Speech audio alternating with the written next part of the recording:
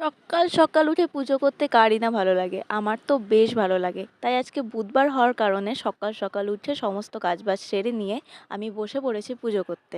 তো বুধবার হওয়ার জন্য মাকে জিজ্ঞেস করলাম যে মা, বুধবারে কি পুজো করা উচিত? মা বললো লোকনাথ বাবার পুজো। সেই যেমন কথা তেমন কাজ, লোকনাথ বাবাকে নিয়ে বসে পড়লাম। তারপর এখন স্নান টান করিয়ে আসন পেতে বাবাকে ভালো মতন সাজিয়ে পুজো দেবো।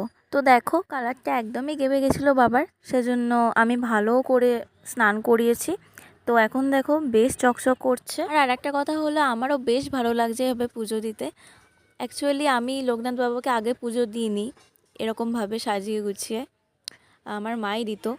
ফার্স্ট টাইম করলাম, তাই আমার সমস্ত কিছু নিয়ম টিয়ম জানা নেই। বাট আমার মনে হয় যে ভক্তি ভরে যদি পুজো দিতে পারো কোনো ঠাকুর বা দেবতাকে, তাহলে সে গ্রহণ করে। তাই আমার কাছে ভক্তিটাই আসল। যদি মনে ভক্তি না থাকে তাহলে পুজো করে কোনো লাভ নেই।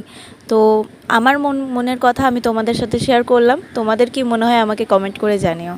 সো ভিডিওটা কেমন লাগলো অবশ্যই জানিও। আর হ্যাঁ, একটা কথা, ভিডিওটা আমি করতে করতে পুজো করিনি, ভিডিওটা স্ট্যান্ডে পাশে রাখা ছিল আর আমি পুজো করছিলাম। তাই কেউ উল্টোপাল্টা কমেন্ট করো না প্লিজ। আর দেখো পুজোটা কেমন হয়েছে। আর যারা যারা লোকনাথ বাবার ভক্ত তারা একটু প্লিজ এসে কমেন্ট করে দিও।